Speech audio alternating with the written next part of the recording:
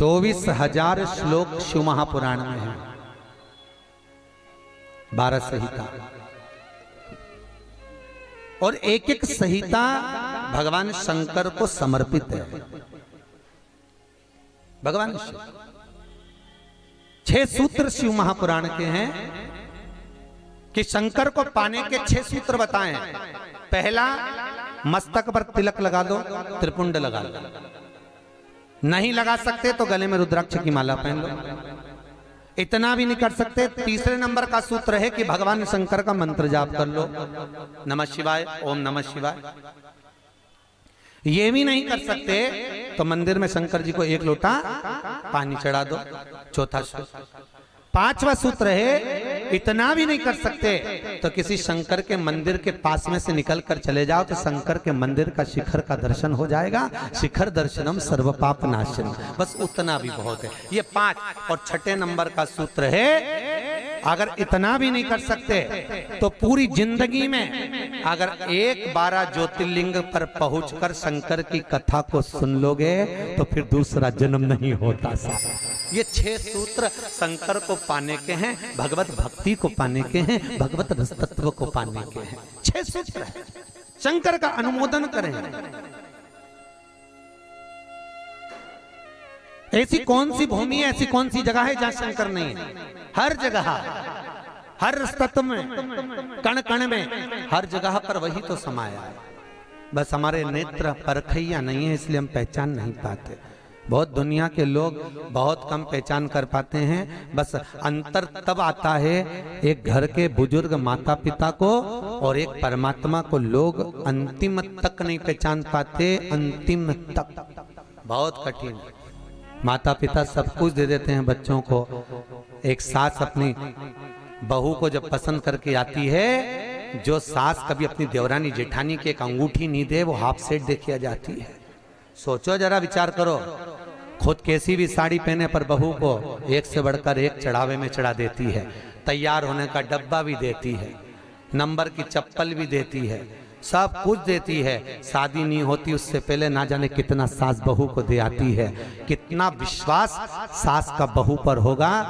और बहू जब पहली विदाई में घर से सास के यहाँ से जाती है तो अलमारी में ताला लगा के चाबी घर ले जाती है। सोचो, सास ने कितना विश्वास करा, सब कुछ दे दिया, और बहू ने ऐसा विश्वास करा कि चाबी तक बटोर के पहली विदाई में ले गई। पहली विदाई क्यों? क्योंकि नंदे आई हैं, डोकरी निकाल के ना दे दे कच्छो। विश्वास कहाँ, भरोसा कहाँ, पूर्ण तक कहाँ है? भगवान शंकर की कथा कर रही है। 6 सूत्र में से अगर एक सूत्र भी भगवान शंकर का आपकी जिंदगी में आ गया तो जीवन का आनंद देने वाला हो गया। ध्यान देना, कन्यादान जो तुमने करा है उसका पुण्य तुम्हारे मरने से पहले हो सकता है कि समाप्त हो जाए।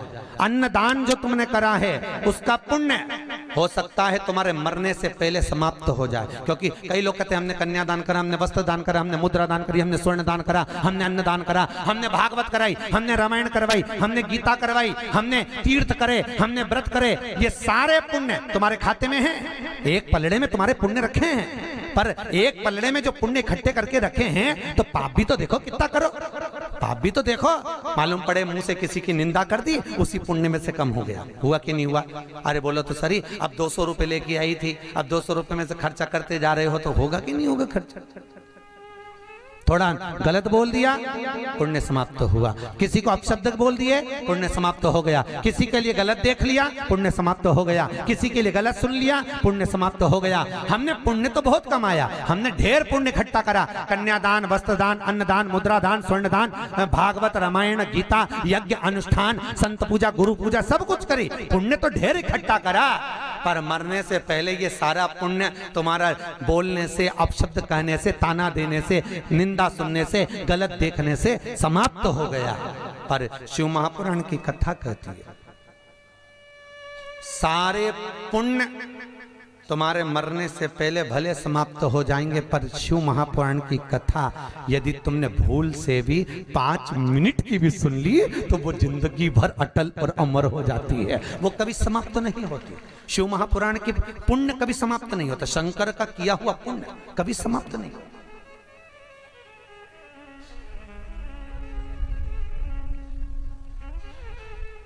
आज वो कोई कह रहा था गुरुजी वो हम पोटलियां बना के लाए हैं तो एक एक मंदिर में पोटली चढ़ाएं और कई चढ़ाएं। हमने कहा लो आए हो इतनी दूर तीर्थ करने के लिए, 5 रुपया 10 रुपया 2 रुपया करो, जो तुम्हारी मर्जी पड़े चढ़ाओ। 84 महादेव का क्या बार-बार दर्शन करने जाओगे? ब्रज 84 कोस की परिक्रमा तो तुमने ना जाने कितनी बार लगा ली होगी ब्रजमंडल में पहुंचकर, पर 84 महादेव का दर्शन करने के लिए आए हो। और वो 84 महादेव जिसको स्वयं भगवान शंकर की बहन छिप्रिया ने प्रकट किया था, शंकर के ही रूप तत्व से 84 रूप में उनको प्रकट किया है। पूरे विश्व में कहीं पर नहीं है, केवल उज्जैन में, केवल उज्जैन।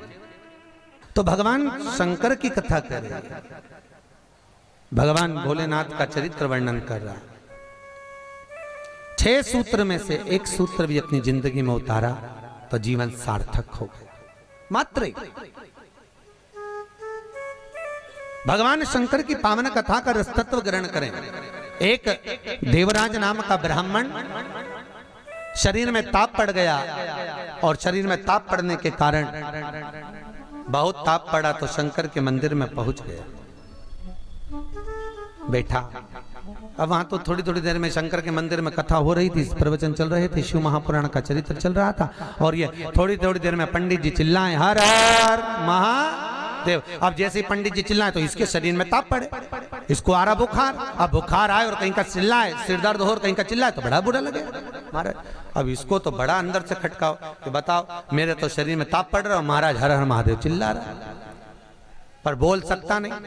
ताप पढ़ते पढ़ते पढ़ते पढ़ते थोड़ी देर में ये यहाँ से चला शंकर के मंदिर से कथा श्रवण कर कर थोड़ी देर भले ताप पड़ा, बुखार आया, सिर दर्द हुआ, सब कुछ हुआ, पर शंकर की कथा तो शरीर में पहुंच गई, इस आत्मा तक पहुंच गई।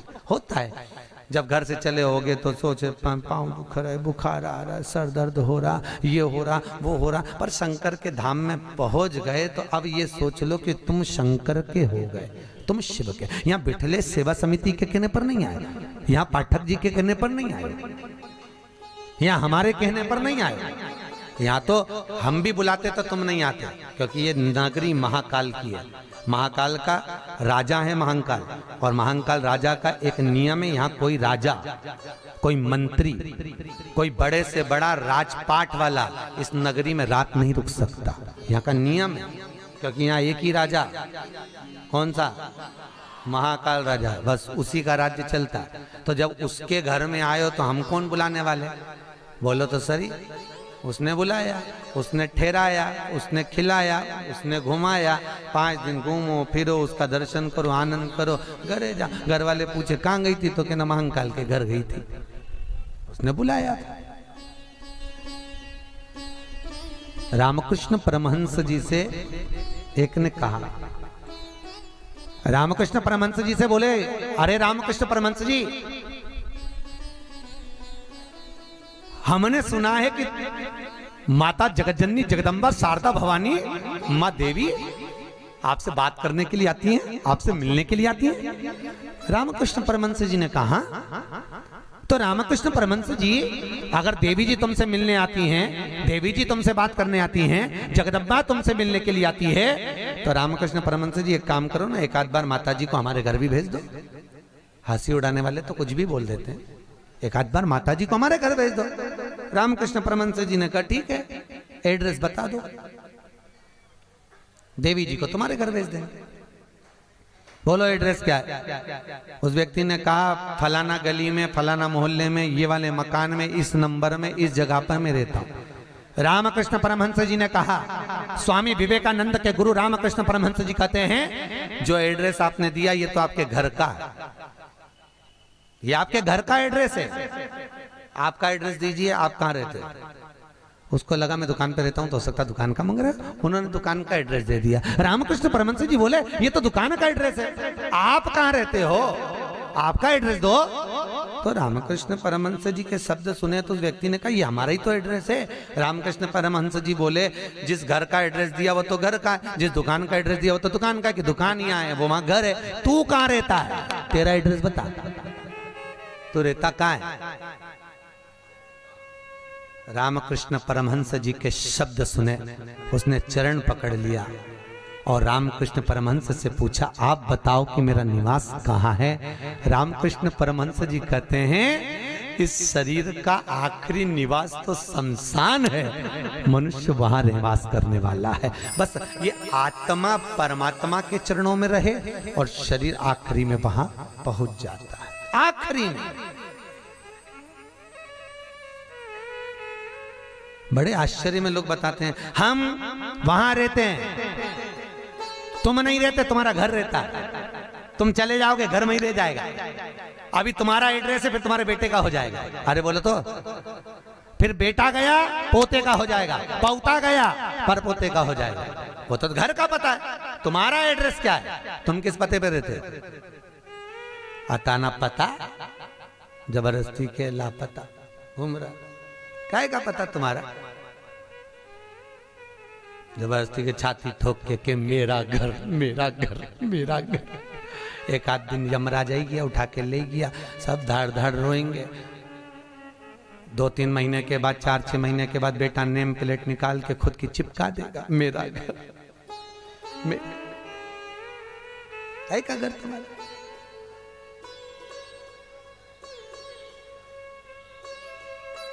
क्या कहा सज धज के जिस दिन मौत की सहजादी आएगी न सोना। हमसे भी लोग कहते हैं गुरुजी तुम कथा वाचते हो इतना सारा सोना मोना पहन के पहनते हो, तो हमने कहा जजमान लोग दे तो क्यों नहीं पहने। अरे बोलो तो दीजिए, कई करे कई बाद में जोड़ जोड़ के औलाद के देखे ना, तो है तो तुम्हारे पास भी, बस तुम भी जोड़ जोड़ के लाकर में अलमारी में लाकर में, और एक आध दिन मर गई और सारा पड़ा की पड़ा रह गया, ऊपर जाके याद करेगी वाला हार तो पीना ही नहीं, फिर कई मतलब का सब पहना कई करे वो कर।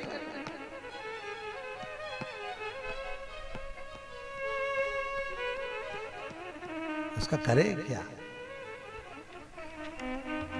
जितनी साड़ी धरी है सब पहन लो जीजियों, बाद में किसी काम की नहीं, सब धरी ले जाए। ऊपर जाती जाती यमराज सेकेगी, नीली वाली तो पहनी नहीं थी, अभी पीको लगवाई थी, एक बार फिर से छोड़ दे वंश मोर, फिर से छोड़। भगवान भी यमराज भी कहेगा चल ऊपर चल, अब कहीं नहीं पहने, ले गया वही करे। खूब जोड़ा, आखिरी में यही छोड़ा, और फिर इतना बड़ा फोटो टंगा, उनमें प्लास्टिक के फूल की माला, और वो भी पंखा में माला यूं हिले, पंखा में माला हिले और डोकरी फोटो में स्माइल दे। वो डोकरी भी इसलिए स्माइल दे कि बेटी हम भी जोड़ जोड़ के मर गए, यही टंग गए, तुझे भी टंगना है, इसलिए डोकरी भी हंसे, यही टंगे से जोड़ो। कुछ नहीं खाया, खूब जोड़ा, खाना खाने की फुर्सत नहीं थी, साहब सवेरे 8 बजे से रात को 10 बजे तक दुकान नहीं छूटे, नहीं छूटे। एक एक ग्राहक के लिए बैठा दिया, और आखिरी में सब छोड़ के घर के लोग अर्थी पे भी ले गए, तो बांध के ले गए, सबको मालूम है मर गया, उसके बाद भी ना जाने क्यों बांध के ले जाते, और खींच खींच के बांध, खींच और खींच और खींच। अरे सबको मालूम है मर गया, कोई भगेगा थोड़ी ना, काय को खींच, हल्की बल्कि बांध दो, ले जाना तो है नहीं, और खींच खींच के बांधी, क्योंकि इनको डर इस बात का लग रहा, उठ के भग गया, अब उनको तो कुर्सी भरना, उसकी जगह दूसरे को ले गया, तो इसी को ले चलो, जैसे कहा करो उसका क्या। सज धज के जिस दिन मौत की सहजादी आएगी, न सोना काम आएगा न चांदी। छोटा सा तू कितने बड़े अरमान हैं तेरे, मट्टी का तू सोने जैसा मान है तेरे। मेरे को नहीं जानते, मेरे को नहीं पहचानते? अरे भेरू तुझे तो सब जाने, मेरे को नहीं जानते। मट्टी का तू सोने जैसा मान है तेरे, मट्टी की काया एक दिन मट्टी मिल जाएगी, न सोना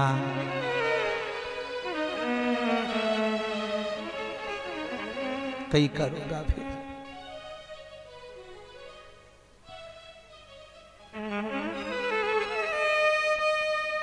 गीता वाटिका गीता प्रेस में कथा बाची, क्या 3-4 साल हो गए गीता प्रेस गीता वाटिका। उन्होंने कहा गीता वाटिका वालों, गुरु जी हमारा गीता प्रेस वालों की ओर से कैंसर हॉस्पिटल चलता है गोरखपुर में, आप चलिए। देखने गए, बड़े बड़े करोड़पति भी अटैची लेकर पैसे की खड़े थे कि मेरे पिता के कैंसर ठीक कर दीजिए। इनका ये पत्नी का कैंसर, अटैचियों में माल भरा था और कह रहे थे ये ठीक कर दीजिए। अटैचियों में माल भरा काम आ सकता है, अटैची भर कर रखी हुई है। पर शिव महापुराण की कथा कहती है जहां पर औषधि भी काम नहीं करती वहां पर शिव की करुणा काम कर जाती है और कृपा बरसा देती है। शिव की कृपा, शंकर करुणा करता। तुम एक बार विश्वास रखो उस शिव पर, उस शंकर पर। देवराज ने प्राणों को त्यागा, प्राणों को त्यागा तो भगवान शंकर के धाम में चले गया। क्योंकि भले 5 मिनट की भी कथा सुनी हो, चलते चलते भी अगर शिव महापुराण तुम्हारे कानों में पड़ गई हो, चलते चलते भी अगर तुम्हारे कानों में एक शब्द भी शंकर की कथा का मिल गया हो, तो वो शंकर की कथा कभी छिन्नित नहीं होती, वो शंकर से मिला देती है। शंकर से, शिव से मिला। देवराज मोक्ष पा गए। फिर अगला चरित्र सुनाया एक बिंदुक नाम का ब्राह्मण जिसकी धर्मपत्नी का नाम था चंचुला देवी। बिंदुक जो भी लाता वो चंचुला को लाकर देता। क्यों देता? क्योंकि पति का नाम केवल पति है पर पत्नी का नाम धर्मपत्नी है। पति कुछ भी कमाई कर कर लाएगा वो अपनी धर्म पत्नी को देगा, क्योंकि ये धर्म में लगाती रहेगी। अगर ये मेरी कमाई को धर्म में लगाएगी तो मुझे भी बैकुंठ तक तो ले ही जाएगी। ये धर्म पत्नी है, धर्म पत्नी।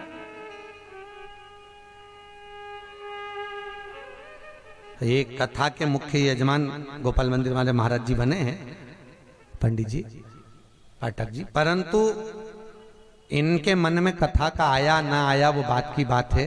पर धर्म पत्नी हमारी भाभी जी, इनका मन में कथा सुनकर मन में भाव आ गया, गुरु जी एक कथा कराओ, बस ये कृपा। जिंदगी में एक बार शिव महापुराण, फिर ठाकुर जी की जो मर्जी, भोलेनाथ की जो, पर शिव पुराण तो करा लो। हजारों हजार भागवत, हजारों हजार राम कथा, हजारों हजार गीता का स्मरण करने पर भी जो पुण्य प्राप्त नहीं होता वो मात्र एक दिन की, मात्र 5 मिनट की शिव महापुराण श्रवण करने से प्राप्त हो जाता है। साहब शंकर की कथा का रसतत्व ग्रहण करने से प्राप्त हो जाता है, मात्र एक क्षण की, एक क्षण।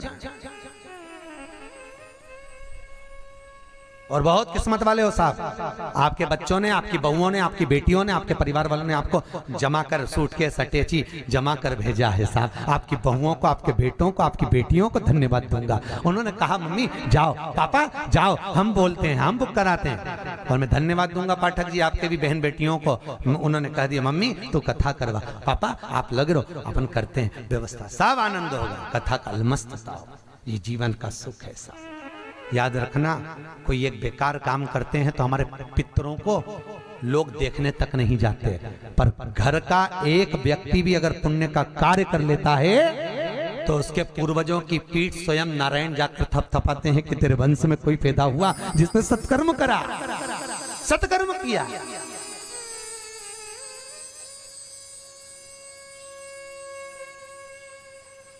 पुण्यता।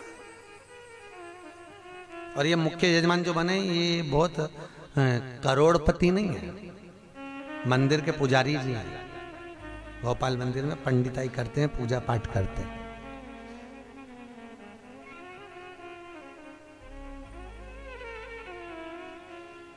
उसमें भी शायद मेरे हिसाब से, मेरी सोच से तो 3-4 हजार रुपये महीना कुछ मिलता होगा। उसके बाद भी मन देखिए कि नहीं, कथा रस तत्व हो महाराज, श्रवण करें, जीवन का सुख पाए। और ये इनके ऊपर जो कृपा हुई है ये पूर्वजों की हुई है कहीं, और आपके ऊपर जो कृपा है, आप जो यहाँ महाकाल की नगरी में बैठे तो तुम्हारा तो है, पर तुम्हारे भी पितरों की ना जाने कितने पूर्वजों का आशीर्वाद होगा, उन्होंने धक्का मारकर तुम्हें महाकाल की नगरी में भेज दिया। कहीं पूर्वजों की, कहीं पितरों का आशीर्वाद, कहीं आहूत और वासुकों का आशीर्वाद, जो हमको परमात्मा की शरणागति तक लेकर जा रहा है, भगवान के चरणारविंद तक लेकर। बिंदु को जो लेकर आता वो चंचुला देवी को देता, चंचुला देवी उसको भोग में लगा लेती है, पर चंचुला कभी धर्म में नहीं लगाती। धर्म पत्नी का लक्षण है कि पति की कमाई का एक अंश निकाले और वो ले जाकर कहीं सत्कर्म में, कहीं धर्म में लगा दे। एक अंश निकाल कर वो धर्म में लगाए तो धर्म पत्नी है। पर आजकल की पत्नियां ऐसी हैं, निकालती तो है पति की कमाई का, प्रसाद डेंटिंग पेंटिंग में लगाया, वो धर्म में लगा ही नहीं पाती, धर्म में लगे ही नहीं। वो कितना ही प्रयास करें। कई माताओं की आदत रहती है, हर बार सोचे सत्यनारायण की कथा कराऊंगी, सत्यनारायण की कथा कराऊंगी,